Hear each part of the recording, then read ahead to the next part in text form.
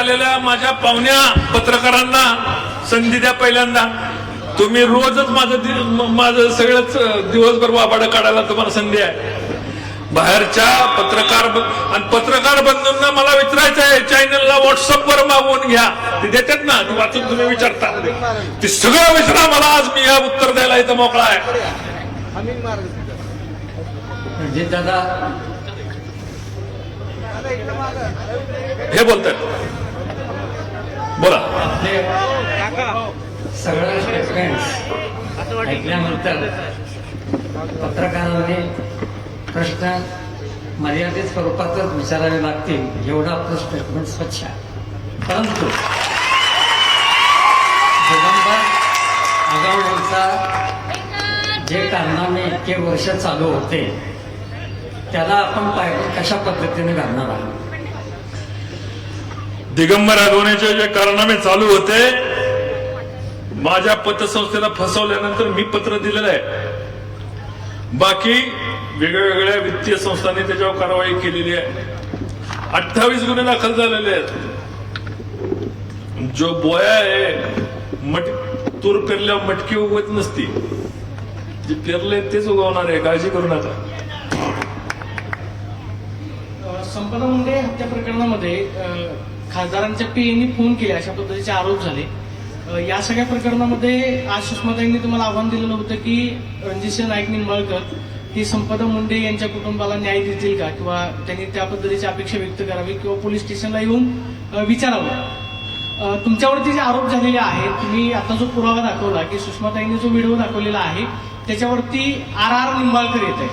RR Nimbalkar याचा पूर्ण long form सांगा आणि हे पुरावे नक्की कोणाही दिलेले आहेत, त्यांचं लॉंग फॉर्म सांगा रे बाबांनो.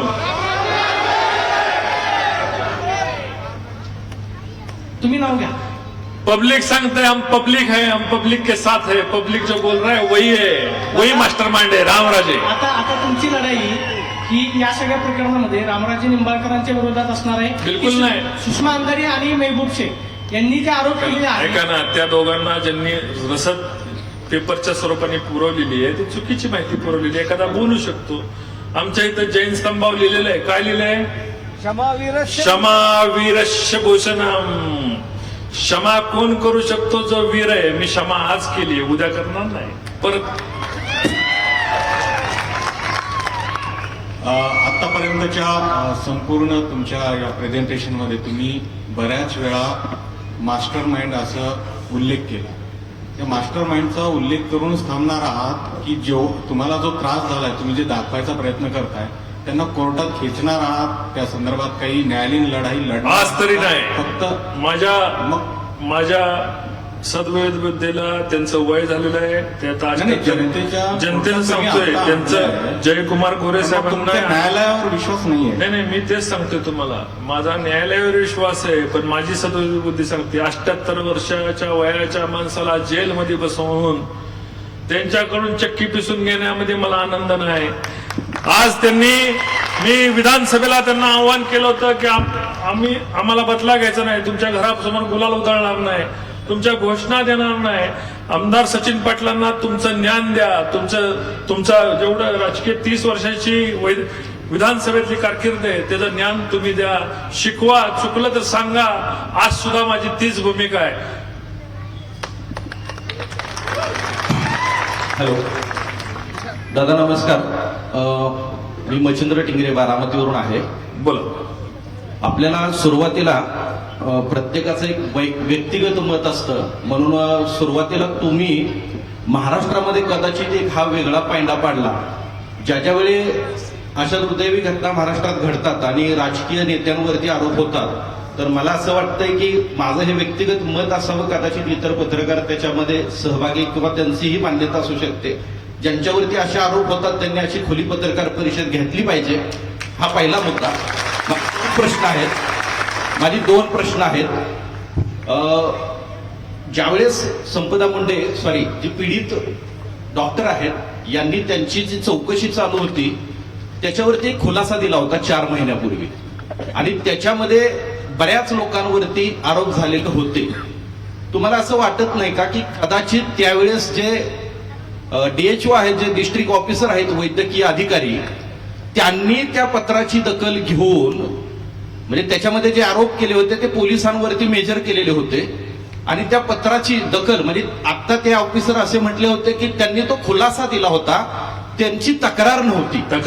हा, पण माझं मत असं आहे की जर तो खुलासा इतका गंभीर होता तर त्यांनी पोलीस अधिकाऱ्यांना याच्याबाबत पत्रव्यवहार का केला नाही, आणि हा तुमच्या जिल्ह्यातला प्रश्न आहे म्हणून तुम्ही त्या वैद्यकीय जिल्हाधिकाऱ्यांच्या बाबतीमध्ये तक्रार करणार आहात का, हा पहिला प्रश्न. आणि दुसरा, आज जो एक मुद्दा झाला की त्याच्यामध्ये दुपारी सुषमाताई अंधारे यांनी असं म्हटलं की फलटणपेक्षा, परळीपेक्षा फलटण वाईट आहे, याच्याबद्दल काय म्हणणं आहे? हे बघा, माझा तालुका मला माहिती आहे, माझी माती मला माहिती, माझी माऊली मला माहिती, माझी लोक मला माहिती. माझ्या बहिणी या ठिकाणी येऊन आज संपदा मुंडे यांना श्रद्धांजली वाहतायत. कुठल्या त्यांचे कॅरेक्टर असॅसिनेशन आम्ही केलं का? आम्ही वाईट नाहीये, आम्हाला वाईट दाखवलं गेलं, आमची बदनामी केली, आम्ही वाईट नाहीये. दादा, प्रश्न असा होता की त्यांनी दुपारी असं सांगितलं की फलटणमध्ये अनेक प्रकारे पोलीस स्टेशनवरती दबाव आणला जातो किंवा वेगवेगळ्या गोष्टींवरती दबाव आणला जातो. म्हणजे परळीमध्ये जे भयंकर कांड झालं मधल्या काळामध्ये, जी हत्या झाली होती संतोष देशमुखांची, त्याच्यापेक्षाही इथं वाईट परिस्थिती, असा आरोप त्यांनी केला. मी तुम्हाला सांगतो की हे जे षडयंत्र झालंय, दोन, रणजित निंबाळकरला बदनाम करायचा, पोलीस स्टेशनवर दबाव निर्माण करायचा, प्रांत ऑफिसवर दबाव निर्माण करायचा. कालचं यांचं भाषण ऐकलं तर तुमच्या लक्षात येईल, भाषणामध्ये दम देतात, प्रांताधिकाऱ्यांना बाई म्हणतायत. अरे ती काय घर कामाला येते का बाई? तालुक्याची ती मॅजिस्ट्रेट आहे, त्यांना तुम्ही अशा पद्धतीने बघताय. जे डीवायएसपी आले त्यांना रानरेडा म्हटले. तुम्ही सूड उगवताय तालुक्यामध्ये. जी पोरं आज आपली पोरं तालुक्यामध्ये MPSC करून वेगवेगळ्या तालुक्यात जाणार आहे, आणि त्यांना तिथं वागणूक अशी दिली तर काय होईल? चुकीचा पांडा पाडून दहशत निर्माण करायची, माझंही ऐकलं पाहिजे, मी म्हणल ते ऐकलं पाहिजे, माझंच ऐकलं पाहिजे, ह्या भूमिकेमधनं अधिकाऱ्यांना बदनाम करायचं काम आपल्या महाभागाने केलं.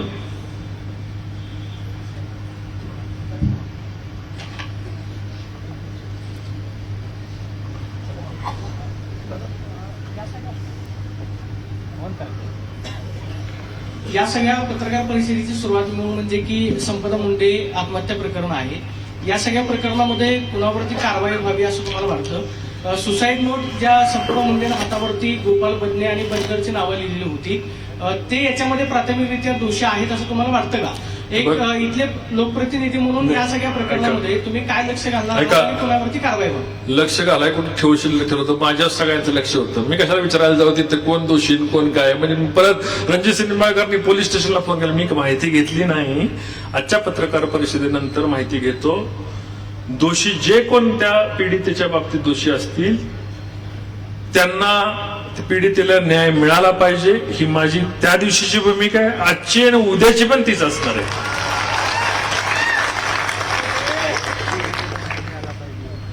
अजून कोण?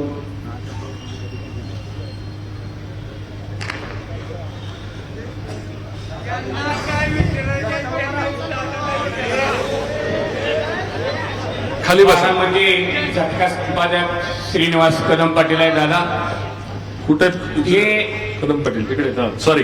ज्या वेळेला ही घटना घडली, दुर्दैवी घटना, त्या घटनेचा आपण व्हिडिओ केला की जे कोणी दोषी असतील त्यांच्यावर कारवाई करावी, आणि त्याच दुसऱ्या दिवशी मुख्यमंत्री आले.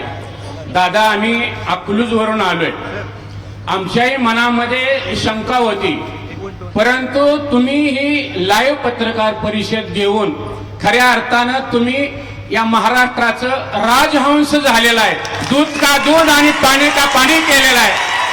दादा, एक आहे की हे राजकारण आहे. तुम्ही आजपर्यंत जो काही 5 वर्षांमध्ये खऱ्या अर्थानं माढा लोकसभेमध्ये जो विकास केला, खऱ्या अर्थानं हे 2 प्रस्थापित आहेत. आमच्या माळशिरस तालुक्यामध्ये सुद्धा आहेत आणि या फलटणमध्ये सुद्धा आहेत. या दोन्हीच्या छाताडावर बसून आपण विकास केला. याच विकासामुळे त्यांचं सल हलतंय. तुम्ही फक्त काय केलंय, आता हे माता भगिनी आहेत, या मी फक्त म्हणतो की मुळाला त्यांच्या आग लागलेल्या आहे. त्यामुळं दादा, तुम्ही निश्चितपणे दुसऱ्या तांदळासारखा आहे. तुमच्यावर जर डाग असता तर तुम्ही जाहीर व्यासपीठावर आला नसता. तुम्ही आलाय हेच खऱ्या अर्थानं हे तुमचं निश्चितपणे बिगर आरोपाचं आहे. तर मी तुम्हाला या ठिकाणी जाहीर सांगतो की तुमची ही जी भूमिका आहे ती आम्ही निश्चितपणे समाज माध्यमातून मांडू आणि आपलं असंच उत्तरोत्तर कार्य हो. बारामती झटका संपादक श्रीनिवास कदम पाटील. धन्यवाद. पत्रकारांच्या शंका संपलेल्या आहेत. माझ्या तरुण मित्र, अरे मित्रा, तुझ्यासाठी वेगळा दिवस देतो, थांब जरा. दादा एक मिनिट फक्त. एक जय महाराष्ट्र न्यूजचे प्रकाश शिंदे साहेब बोलतायत. बरं का, आणि पत्रकारांची माफी मागतो, कारण आम्हाला जर चुकून काय गैरसोय झाली असेल, काय असेल, एवढ्या सगळ्या गर्दीत मला माफ करा, ही जाहीर माफी पत्रकारांची. दादा, रामराजेंनी असा आरोप लावलाय तुमच्यावर की राहुल दस जे DYSP होते त्यांना तुम्ही आणलंय आणि त्यांनी जे हे कारनामे केलेले आहेत त्याच्या मागे तुम्ही आहात. काय सांगाल यावर? आता मी त्या आरोपात, सगळ्याच आरोपाचं मी खंडन केलेलं आहे. त्या माणसाने चांगलं काम केलंय. DYSP राहुल दस यांच्या काळामध्ये अनेक गुन्हे उघडकीस आले, आणि जर अशा चांगल्या काम करणाऱ्या माणसाला माझ्याशी जोडायचं आणि मग येणाऱ्या नवीन अधिकाऱ्यावर दबाव निर्माण करायचं, हे षडयंत्र आहे, लक्षात घ्या. म्हणूनच मी लाईव्ह डिटेक्टरची मागणी केली. रामराजेंनी त्या ठिकाणी यावं, मला विचारावं, मला जे प्रश्न विचारले ते खरेत काय हे तुम्ही विचारावं. अजून कोण विचारणार आहे का? मला वाटतं कोणी नाहीये. दादा कन्क्लूडला यायला हरकत नाहीये. माय भवानी आमच्या समोर बसलेत. परवानगी आहे का कन्क्लूड करायला, म्हणजे संपवायला परवानगी आहे का?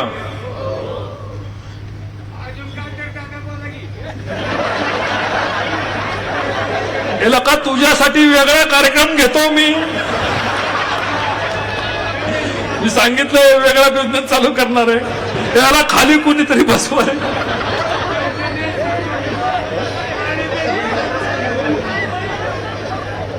धन्यवाद. एक मिनिट. काही महिला ज्या दादांवर दाग जो टाकला गेला त्याबद्दल दादांचं